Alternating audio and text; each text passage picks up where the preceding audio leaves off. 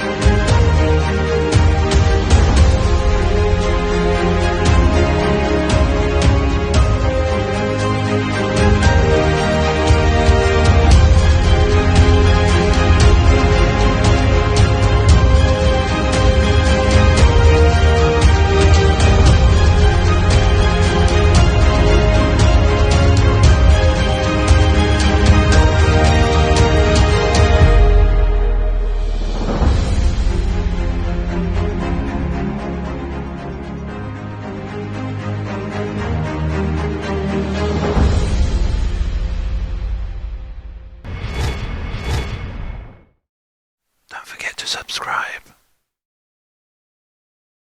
Greetings and welcome, fellow citizens. Now, in today's video we are going to be looking at all the different type of job roles that are going to be on offer, both currently and also future developments. Now, at the moment, most people will think there's not really much in the way of differences in jobs. You've either got pilot or gunner and not much else in between.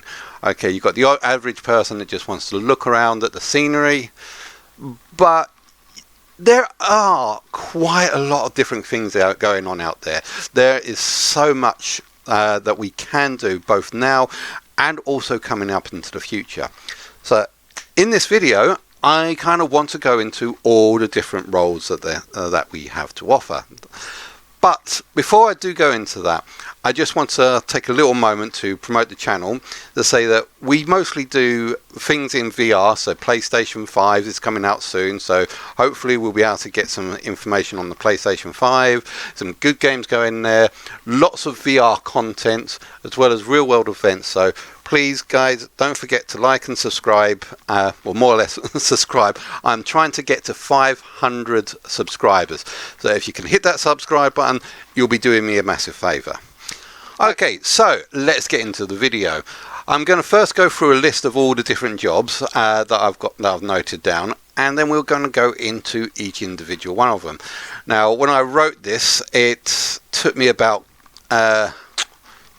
over a month just to try and write this out, and over like 17 pages worth of stuff. So hopefully we'll be able to get through all of this in one video. So first up, the list of jobs that we've got. we have got citizen, pilot, co-pilot, support, navigator, missile commander, scanner operator, shield captain, fleet commander, hangar bay manager, refueler, gunner, turret operator, engineer, mechanic or repairer, cargo organiser, tractor beam operator, mining beam operator, refinery, scrap metal processing, station 1, 2 and 2, cargo operator, claw operator, drone organiser, passenger organiser, bar staff, kitchen staff, chef, waiters, security, pirates, saboteur, bounty hunters, data runners, hackers, medical officers, field mechanics and farmers. So those are the different types of jobs that I have worked out that we have on offer.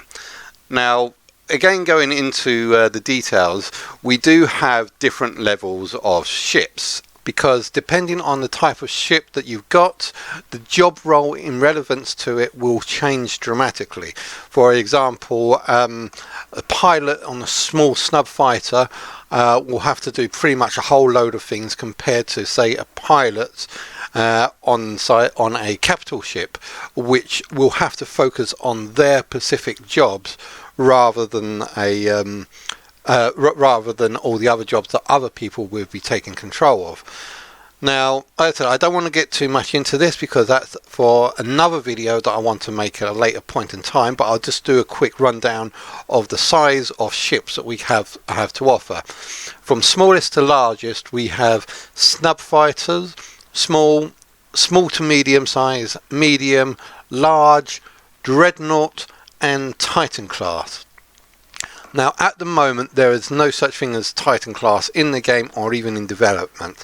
However, there are a few dreadnought class starships out there, such as the Bengal carrier, the driller, the Kingship, and also the UEE super dreadnought, the Retribution.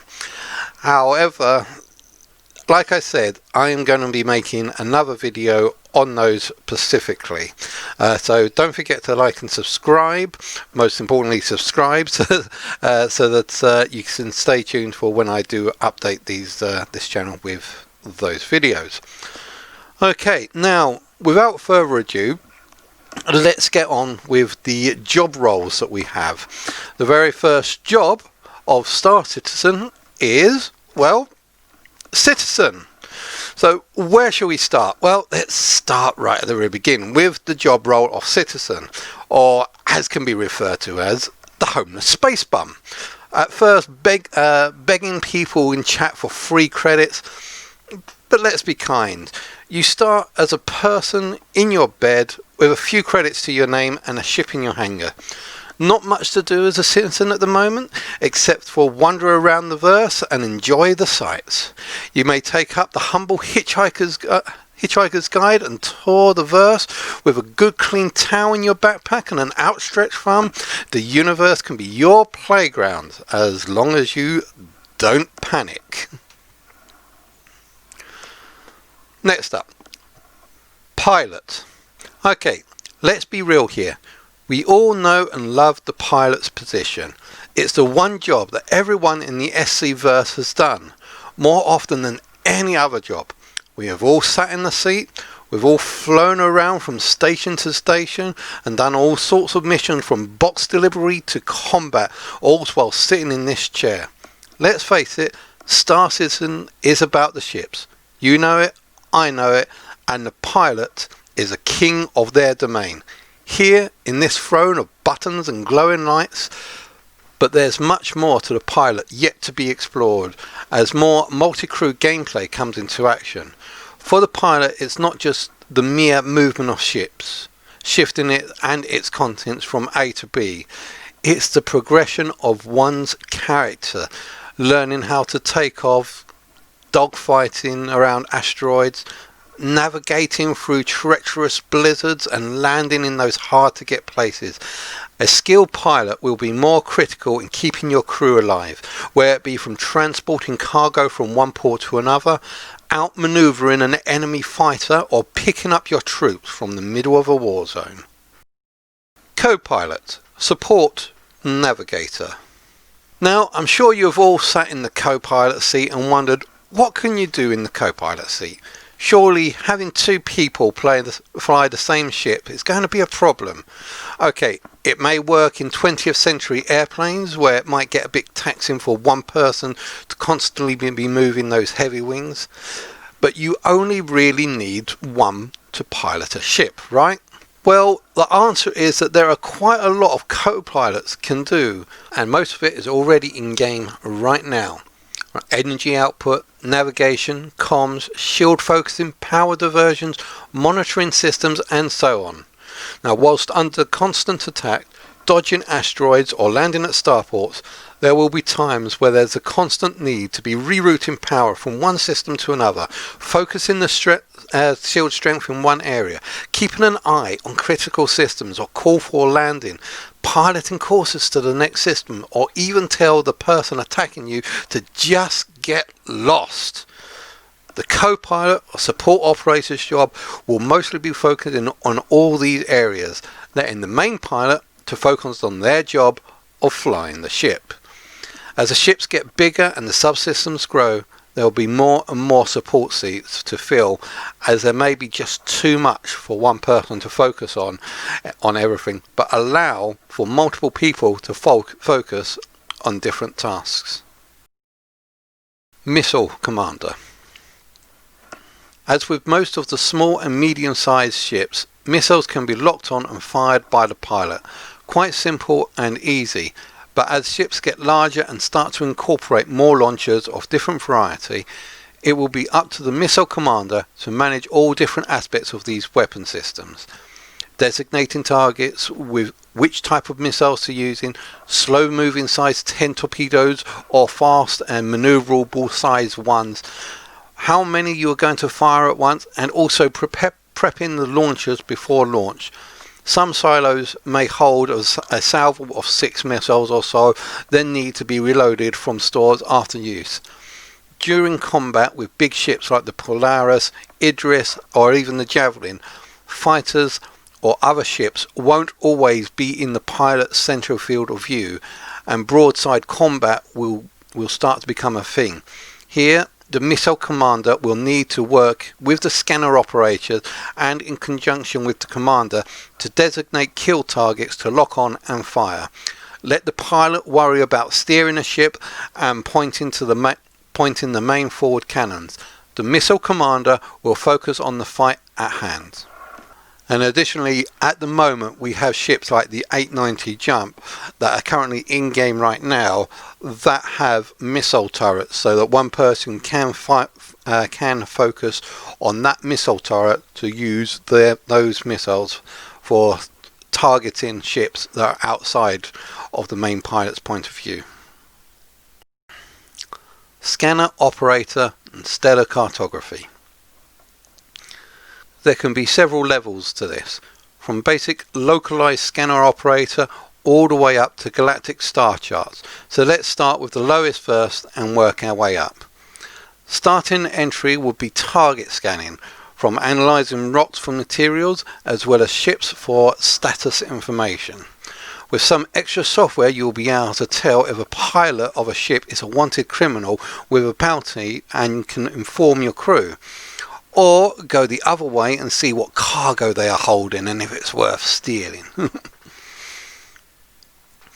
Moving up would be an area scanner for target operations in fleet battles. Being able to scan the immediate area for hostile targets, identify what ships they are and lock onto them will play a key and vital part of any major ship battles coming up. With the target scanned and locked on, the information can be provided to the missile commander for a viable firing solution, as well as send important information to the turret operators so they know where to shoot. Moving up even further now, we start getting into stellar cartography, and again with its own level of use.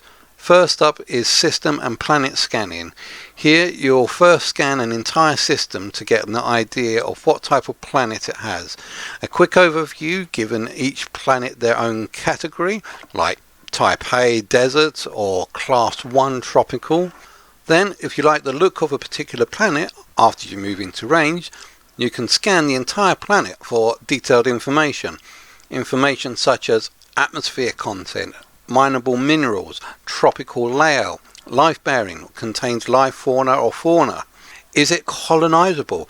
All this information can then be sold at the right places for finder's fees and big rewards depending on how good or old the information is. Going up in stellar cartography, you have star charting, and this isn't just looking through a telescope and saying, "Hey, there's a star there. Note that down, Mr. Jenkins." No, this will need some serious equipment that only a few scientific ships can use at the moment, such as the Endeavour, the Carrack, and the Constellation and Quiller, just being some of the ones that you can use once the relative scientific modules have been installed and added, as well as a giant radio telescope and a crewmate called Jenkins. Here you'll plot distant star types, gaseous anomalies, maybe even chart a new undiscovered jump point and wormholes. All relevant data being able to be sold off for the betterment of humanity's expansion. And a great big pile of cash, of course. Ship's captain. The idea of ship's captain is much like how Star Trek bridge crew does it. Whilst they're on their own, they won't be doing much themselves. They will be the point of contact and information collection, not only for everything going on in their ship, but also coordinate between them and the fleet commander. With all the relevant information coming in, like battle reports, scanner results, damage reports, and orders coming in to warp to Walla to help the suppression of incoming Vandal invasion, the captain would have to be the person of stable and reliable mindset to be able to give the orders quickly and efficiently to get the tasks that need doing done. Send an engineer to put out the fire in Med Bay and another to number 4 turret for repairs.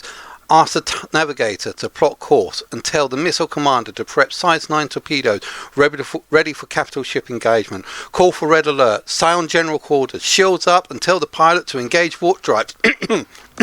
Sorry, got a little bit carried away there. I mean, quantum travel into the fight. You get what I mean. Fleet commander or wing commander. The fleet commander will need to know the capabilities and weaknesses of all the ships under their command, their current locations and current operations. With this information, they will be able to issue commands to each ship's captain, such as miners on Site A are getting full, so caterpillars will be needed to be dispatched to them to unload their burdens. The salvaging team are being attacked by a swarm of Vandal, so we need the nearby patrol team to know the location and give aid and support. Or let's say a massive battlefield with multiple capital ships, carriers and fighters on both sides. The battlefield is the domain of the tactical thinking fleet commander, organising attack runs on key ships or coordinating surgical strikes on a ship's single system's weak points. Here, in the theatre of war, the chain of command leads to victory. Hangar Bay Manager. On some of the larger ships like the Idris, Pegasus, Bengal, 890 Jump and even the Carrack and the Endeavour, these ships have a hangar which can hold an array of smaller ships for storage, prepping for launch and launching as well as landing. For the smaller ships like the 890 Jump, it will be just a simple case of raising the platform so that the pilots can land and then lower the platform, bringing them down into the hangar bay. Then, when they need to launch again, move the platform back up into launch position for the pilots to take off. However, in larger ships like the Bengal and the Pegasus, there will be a lot more to it. After IDing the pilot, you'll need to open the hangar bay for them to come in, assign a landing area to land on, and when completed, use the manoeuvring platforms to move the ships into the underbay of the ship for storage. When the pilot requests for a launch, you'll need to bring their ship up to the launch platform and open the bay doors for them to launch. There are also inline hangars like the Idris that work by uniform fleet deployment, where the pilot takes off horizontally rather than vertically.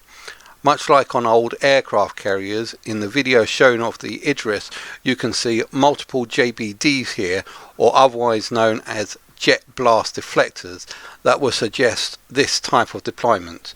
So during fleet battles you would need to organise the optimum launch platform for larger scale deployments to get your ships out and into the fray as fast as possible. Refuelers. The Starfarer is one of the only ships in game that allows players to refuel other players' ships. Such a thing placed in key locations will help out incredibly. At the right location, explorers can extend their range twice as much. Smaller ships will be able to get to those far off stations they could not get to before, and for military operations can be laid down as a staging area for an attack on an enemy stronghold. The refueler's job will not only be to manage and maintain the fuel pods, but to also deal with the administration of selling the fuel and maybe even the refueling job itself. Think of the guy at the gas station, taking the pump to the car and putting 20 on premium. Well, just like that, but in space. I can just imagine now people crawling all over your ship's hull trying to find the gas port and asking you to hit the release catch. Although I say this with a bit of tongue in cheek, I kind of thought about this when refueling at a station and seeing the fuel slowly going up in the app. I could not help but think about out there that someone's bringing in a long hose along the hangar floor and trying to connect it to the caterpillar's underbelly. I was just like wondering what would happen if I just like took off while they're trying to refuel it, where I caused a little bit of major damage and fueling pipes spilling all over the place. Yeah, I mean that would cause me a fine or two. Yeah, sorry, my mind goes a little bit like that sometimes. Gunner turret operator. We need guns, lots of guns, and turrets too. This job is currently quite well used in the game so far, and thus there are a lot of different options to choose from, in ships both big and small. There's the standard turrets that you'll find in ships like the Cutlass and Freelancer, which have small support type weapons attached, but there are also ship mounted Gatling guns on some of the drop ships that can give covering fire when picking up or rescuing troops. You also have remote turrets on some of the larger ships where you can fire free from the worry of being exposed to the outside of the ship. And you can also have massive railgun type turrets that can destroy a small ship in a single shot, as well as provide heavy damage to some capital ships. The turret operator's job is to take control of the field of battle and to deny enemy units any liberty within your reach and to destroy all of those who dare to get within range. Engineer, mechanic or repairer. The engineer's job is to repair and maintain the ship, installing new components, swapping out old components, and making sure the power regulators are distributed regularly throughout the ship. If a key power node goes down through sabotage, damage, or wear and neglect, then it can cause critical system power outage and can stop the power getting to things like engines, turrets, or even the lights. The engineer's job here is more like IT support, to find and identify the problem and come up with a solution to fix it. In some repair jobs may need some materials that might not be stored on the ship and will need to put a call out to acquire it either through mining or trading. Cargo organiser, logistics. Have you ever sat in your caterpillar and wondered how does the cargo get on the ship? Or who takes it off? Or wish that I could just reorganise the cargo in a way that makes a pathway straight down so you can get to the other end of the ship? Believe it or not, but cargo does not magically appear and disappear on your ship. It takes people to load it up and ship it out.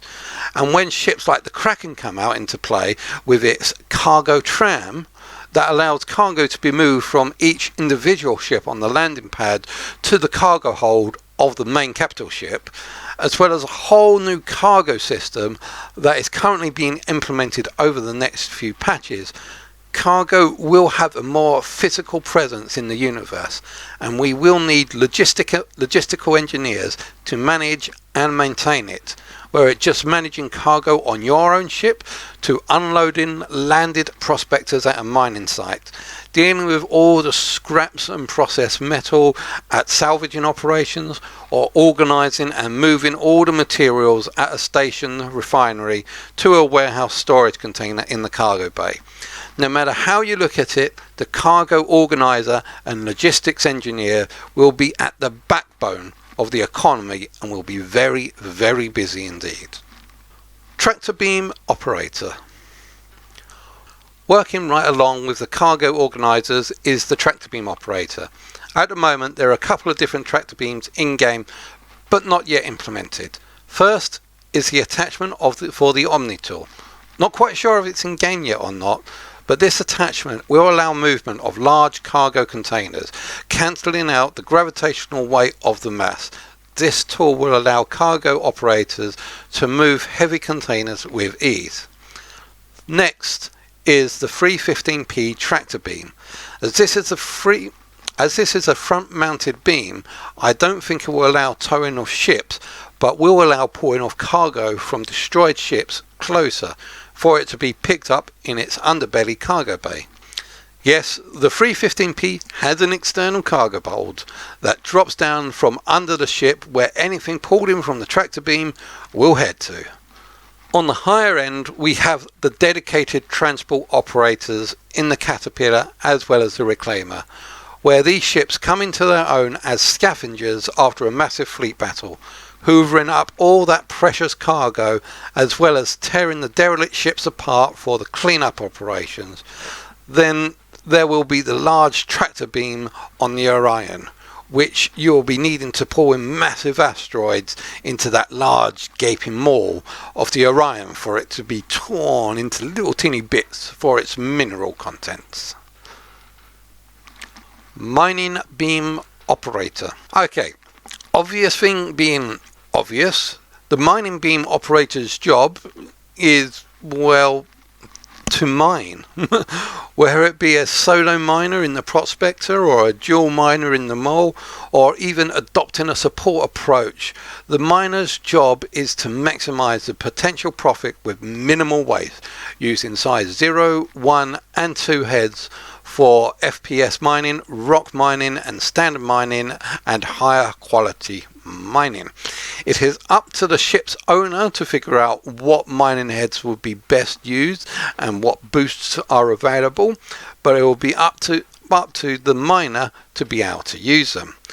From scanning the rocks to see what mineral compounds they are formed of, fracturing and extracting, as well as support. Yes, I said support, as there is also the option for a support mining head, which although won't fracture a rock but will stabilize it, making it easier and quicker for another person to cut into it. Refinery. It goes without saying that refining and mining go hand in hand. Once you have filled up your hull with all that wonderful materials from mining, you'll need to separate it out, removing the inert materials from the good stuff like diamonds, laranite and agrician and so on. And this is where the role of the refiner will come into play.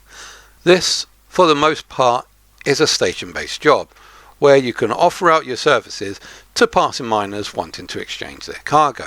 At the time of writing this, refiners are currently being rolled out across several space stations and planetary city ports. I think when this goes into operation, there will be a limited number of slots available and can take a bit of time to finish processing, which would lead to a waiting list until refineries become available. Station refiners may need to be used in conjunction with a warehouse container purchased on the cargo deck to store materials both before and after.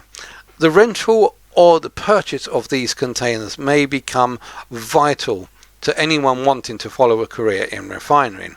Outside of station refining, there will also be some ship-based refining on a large scale, such as the Orion, and maybe the reclaimer depending on how scrap processing works. Additional, since the time of writing of that to this point of actually recording this, there has been a little bit of update that's going on with the refining. Now, as you can see from the video that's posted, that refining is mainly just done by the stations where you hand over the materials to the refiner, select which job that you want, and depending on which type of job that you're using, it can give different results. And with these different results come different qualities, different amounts of metals that can be produced depending on the type of rocks, as well as the cost involved and the amount that you get out of it at the end. At the time of recording this, refiners are still not yet in game, so it will be a little bit of time before we actually really see this go into action. So what I said on refiners about it being limited in numbers, I have been told that might not necessarily be true, but as I said, this is currently in flux at the moment, and the information I'm giving here may be a bit out of date and could be wrong, but this entire list is all based on trying to on me guessing what the future is about. So working on forward, next, scrap processing, station level 1 and 2. This leads me nicely into scrap processing. Scrap processing may or may not be the same as refining. Raw materials go in one end and scrap comes out the other. On the reclaimer there is a massive grinder with a station in front of it simply labelled engineering station. But I kind of get a feel that it should be referred to as scrap processing or refiner. However, under the grinder there are 2 decks for scrap processing, which is why I think this will need 3 people. 1 person on the engineering station to grind up all the metal into scrap. Level 1 will be used as a work area, receiving all of that scrap to be packaged into shiftable units and then sent down to processing level 2 for storage. Once level 2 storage is full, the work area on level 1 can also be used as a substitute storage area for all finished packaging. Claw operator. As it's been seen on the reclaimer, the claw is a very impressive and large mechanical claw on the underbelly. Although I'm not too sure if any other ships will adopt to this.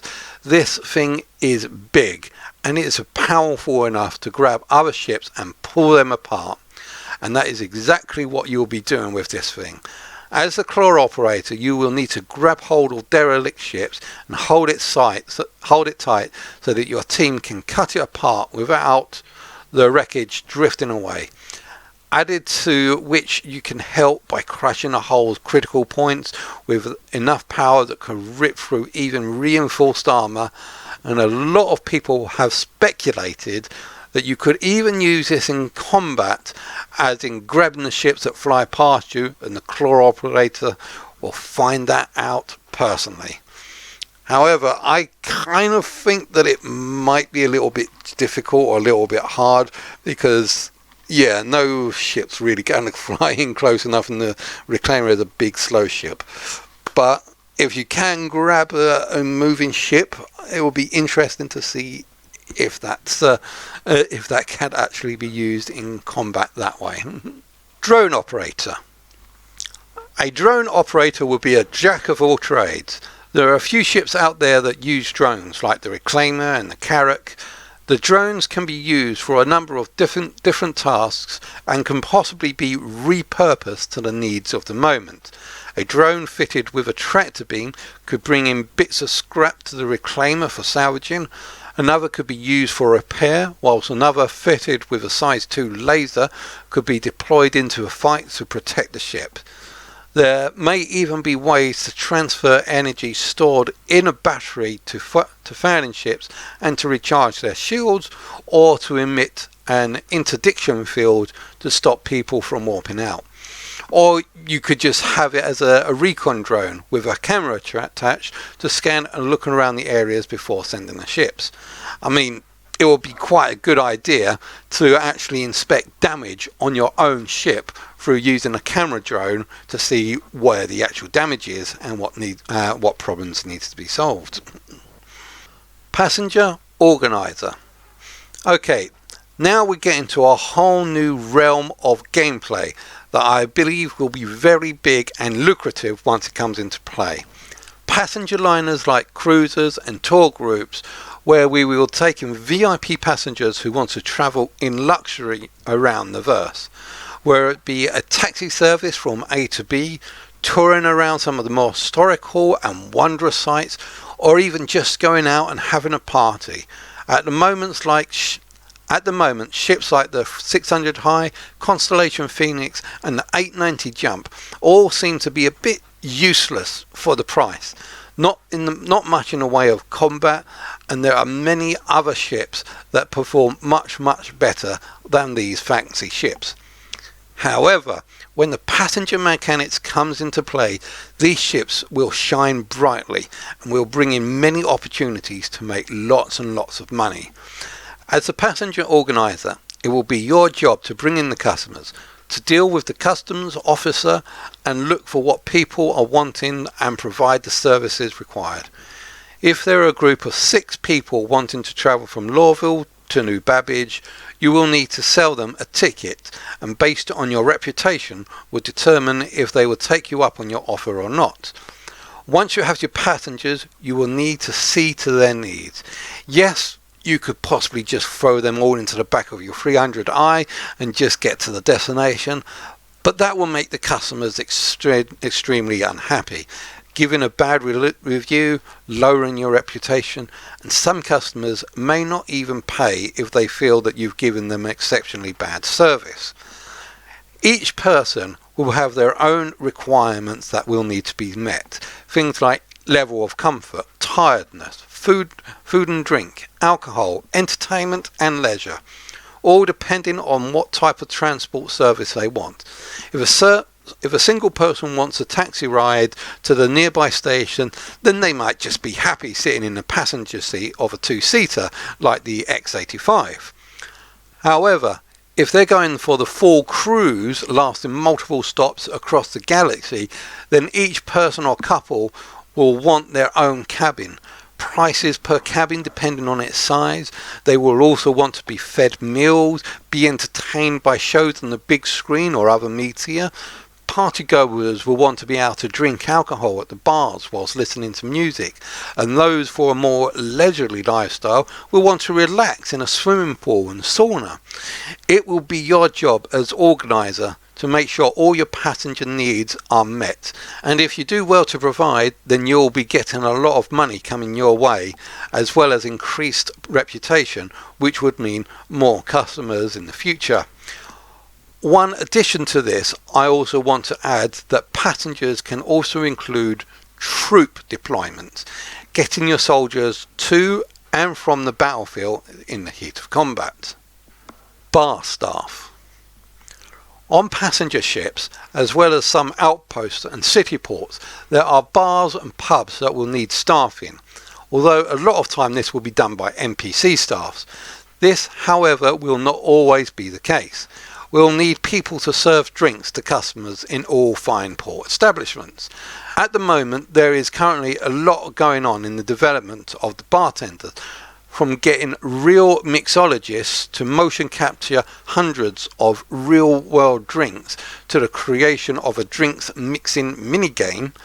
I can even see this panning out as a career path for the budding bartender, say starting off in some back-end seedy pub learning the basics of drinks, and as your skills increase you get recommended for higher and higher places.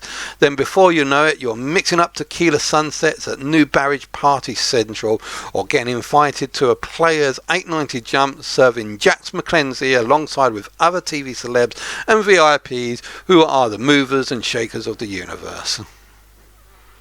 Kitchen staff. What's the one thing everyone needs, no matter who they are? TV celebs, pilots, diplomats and crew members. We all need one thing, and that is food. As chef, No matter if you're cooking for yourself, a mess hall full of soldiers, or a party of VIPs, everyone needs food, and it is your job as chef to make sure there's enough food to go around. This will include making sure you have enough supplies of basic ingredients to some of the more exotic foods and meats. Not all the meals you will make will be sausages and mash. When catering for the more refined palates, you'll need the top class ingredients, as well as the skills to prepare them.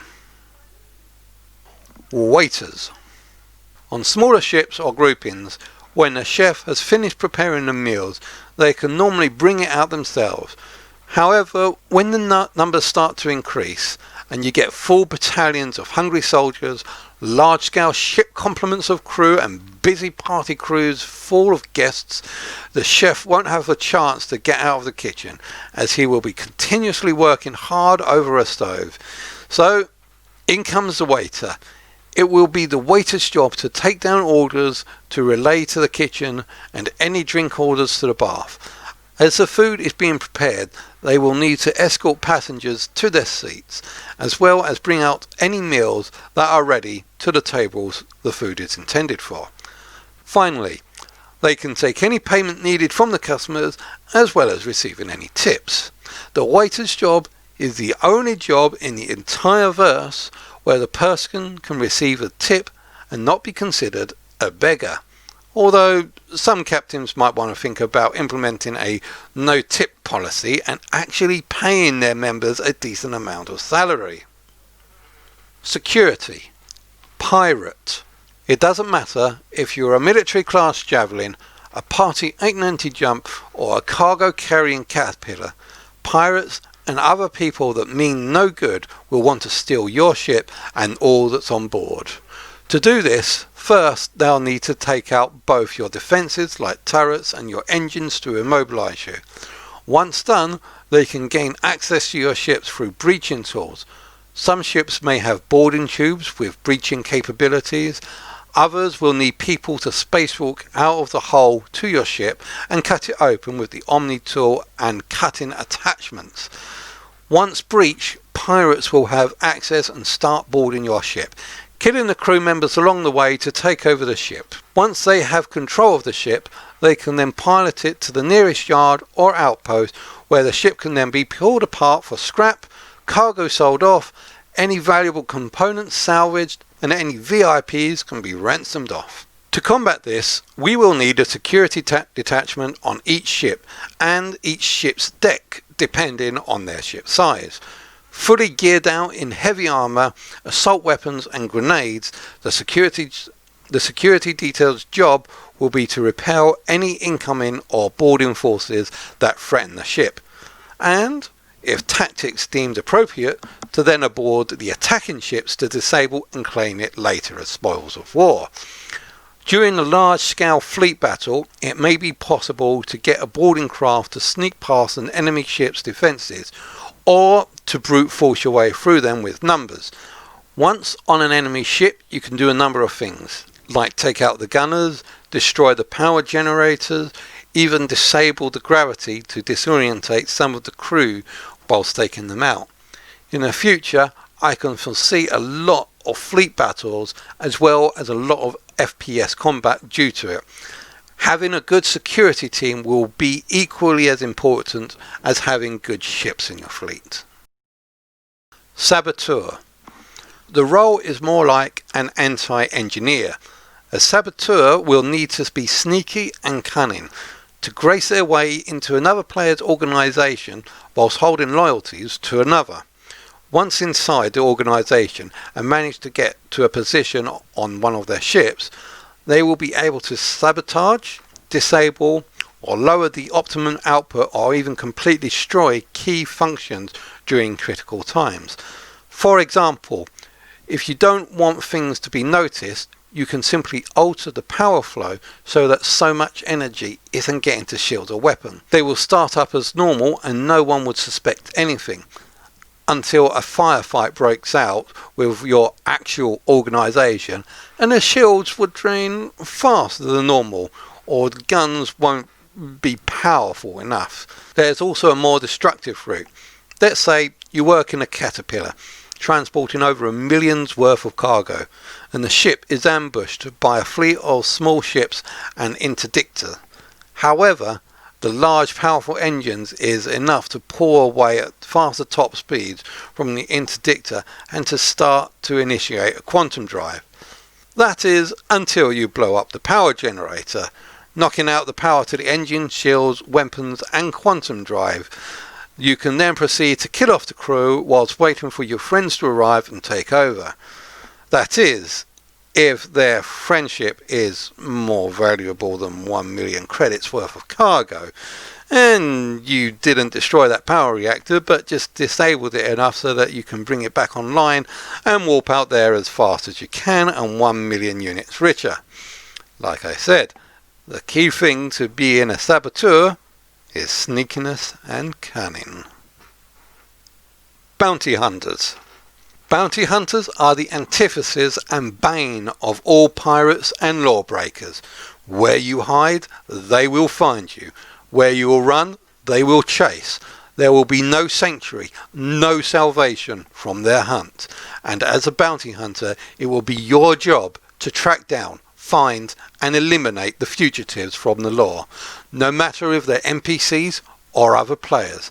There will be many tools and privileges waiting for you at the Bounty Hunters Association. You will have access to special blades that have access to the Bounty Hunters Information Network, which will give you live, up-to-date tracking information and location of key targets. Where they're flying around in ships or hiding out in grim hex. This combined with the rights and privileges to hunt in certain areas will allow you to carry weapons and firearms into green areas. As long as you don't abuse this privilege, you will be able to hunt down any bounty no matter where they go, free from security interference. But you may request aid from them if you so need. Data runners. In the future, data will become a very valuable commodity, for both good and bad will be in circulation. For things like stellar charts, possible optimum mining sites, to security details of military institutes or cargo trading routes. In the vastness of space, it's not easy to get information accessed across several thousand light years to people who need it. So it will be up to the data runners to transport this information in ships with enough computer storage space to its intended destination. Think of the 90s film Johnny Mnemonic, but instead of storing data in a person's brain, everything will be stored in a ship's database. And the storage capacity will have to be quite vast, as it will be in petabytes or even yottabytes of complete planetary surveys, star system reports, interstellar cartography, complete plans of military outposts or organisation charts, and so on. Hackers. If data runners are people who transport data, then hackers are the brokers of information. They can gather, alter and implant information where it's needed, or to the point where it shouldn't be. Hackers will be people that can get said information through, well, less than lawful means. By infiltrating a military outpost and hacking into their core computer systems, they will be able to find out all sorts of information, the sort of information that certain notorious groups could use. As well as gaining information they can also implant. Like say if there's a fleet of Ninetales approaching Herzen, the response will be to send a fleet to intercept them. However, real fleets would approach Microtech where they would be met with minimum resistance. Other jobs for hackers would be to hack into communication satellites and wipe out criminal records for other people, thereby clearing the CS status for their clients. On the reverse side of this, after hacking into satellites, they will be able to see the people currently with CS status. This information can be downloaded and sold off to the Bounty Hunters Association if they haven't already gotten the information. Keep in mind that it may take a bit of time before their database can get updated, and a little heads up, it can come in very useful from time to time. Remember, when trading data, the age of the data is vital. The more recent, the more value it has. Lastly, another thing a hacker will be able to do, with the right blade and software installed and the right equipment on their ship, they will be able to hack into other ships. If they can hide from Explorer type ships and stay near enough to them, they will be able to remotely access their system and download any relevant data they may have gained from their surveys and try to sell it before the Explorers can, or plant a virus in their system, wiping all the data they have gathered after downloading it all. There will be a software and blades to counteract these, but it will take away functions from other systems that may be needed, so a balance will have to be achieved. Medical Officer. Space brings in a lot of wonder and beauty, as well as a lot of danger. Sickness, loss of limbs, as well as other status effects. The medical officer's place is in the medbay, where it be in city ports, hospitals, or on a starship. The medic's job will be to treat and cure any and all problems for the patients that come into their office. For a person merely just reviving won't be enough. There will be several conditions that will carry over that only permanent death or a medical officer can resolve. Broken legs, head trauma, missing limbs, or even sickness from an alien plague. A medic will need to attach biotech prosthetics to replace missing limbs or reattach them if found, set the bones if broken, administers cures for different known and treatable diseases. As well as for unknown diseases, they will need to analyse the pathogens and work out a correct antibody that's needed. Field Medic. The field medic's role is to make sure that the people survive the day. Don't need to reattach limbs, simply stabilise the patient's condition, using field kits to stop any bleeding, heal a little bit of health so they don't die anytime soon. If possible, get them back up on their feet. If not, then carry them or escort them to the nearest ambulance so they can be taken back for further treatment. To put it simply, a medical officer's job is to increase a person's way of life. A field medic's job is to increase a person's chance of living. Farmer.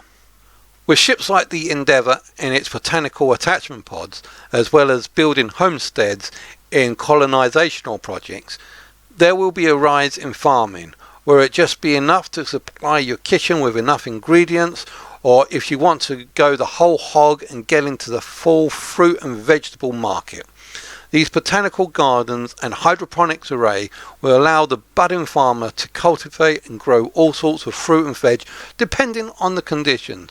Conditions like soil, nutrients, atmosphere type, amount of sunlight, natural or artificial grown areas. This will not be just limited to lawful plants, but also illegal operations, as well as growing narcotics and other vices that's sure to be given large returns for the budding drug dealer, but will certainly be shut down if ever discovered by the police and can be raided. And there we have it. Unfortunately, that's all that we can do for this video at the moment. I may like to try and see if I could do this video again at a later point in time if this becomes successful. Now, this video in itself has actually taken me quite a long time to do. Since I started this video, at least 2 months have passed whilst me trying to make this video, like writing the scripts, getting the video footage, going through several events just to get certain video footage, doing the editing took ages. So I do apologise that I haven't been on YouTube much, but I've been trying to focus a lot on trying to get this video done, and hopefully you guys have actually enjoyed this as much as I have done in creating this. Now, like I said, I unfortunately, due to time constraints and the fact that it was taking me a long time to make this video, I didn't make it to the best of what I believe that I should have made it.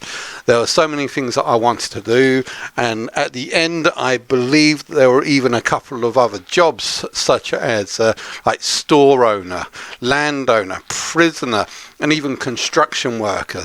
Other jobs that I might have missed that I sort of came up with after I've done all the other stuff. So unfortunately, it looks like as much as I've enjoyed making this video, I think that I might make it again in the future, you know, revamp it up and get a little bit of more graphics in, maybe even do it in green screen format like I'm doing now, rather than just reading from the script, which I did in this one.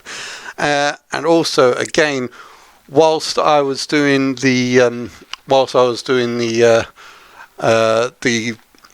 refineries, I think it took from going into concept to actual gameplay footage, and right now I think we're currently in the first wave of the PTU at the moment. I don't have access to that, so I didn't get to see any of that, so I'll at least get some idea of what I predicted was correct or not. As I say, keep in mind, all the stuff that I've done in here is just my ideas, my thoughts. If they're right, yay, I called it. If I'm wrong, it's just a prediction video. Don't take it to heart. This is a de facto fact. It is not that. This is just what I think that Star Citizen can become, and what I hope to expect from Star Citizen in the future. Now, with all that being said, I do hope that you've enjoyed watching this as much as I've done in creating this. Please guys, don't forget to like and subscribe. There's another video that I'm going to be working on soon after this, and that is the different sizes of spaceships. Now, there's a couple of spaceships out there that are currently in development at the moment that make the Bengal carrier look like a dwarf. Tiny in comparison to these, and I'm going to be doing videos on those ships, those big larger ships, as well as future possible ideas for maybe even Titan class. So as I said, thanks very much for watching. Please don't forget to like and subscribe, or whatever those buttons are, wherever those buttons are around here, and I will see you guys out there.